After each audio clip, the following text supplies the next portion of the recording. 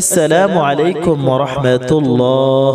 যদি আপনি এমন কোনো বিপদের সম্মুখীন হন যা থেকে বের হয়ে আসার কোনো রাস্তা খুঁজে পাচ্ছেন না, অথবা আপনার নিকট কেউ কোনো কিছু আমানত রেখেছিল কিন্তু আপনি সেই আমানত খরচ করে ফেলেছেন, অথবা আপনি সম্পদের অধিকারী ছিলেন এখন দরিদ্র হয়ে গিয়েছেন, অথবা ছেলে বা মেয়েকে বিবাহ দিবেন কিন্তু বিবাহ দেওয়ার প্রয়োজনীয় আসবাবপত্রের ব্যবস্থা হচ্ছে না, অথবা চাকরি চলে গিয়েছে, অথবা যদি আপনাকে কেউ অপদস্থ করার আশঙ্কা হয়, তাহলে আপনি এই ওয়াজিফাটি করুন। ইনশাআল্লাহ এই সকল ধরনের সমস্যা দূর হয়ে যাবে।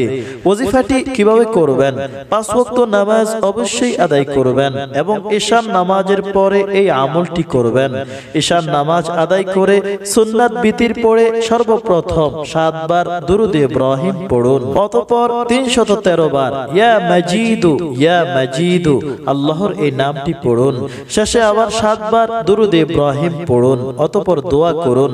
40 দিন এভাবে আমলটি করুন। ইনশাআল্লাহ আল্লাহ তাআলা তিনার এই নামের বরকতে আপনার জন্য এমন মাধ্যম তৈরি করে দিবেন যার উসিলায় আপনার সমস্ত হাজত পূরণ হয়ে যাবে, সকল সমস্যা দূর হয়ে যাবে।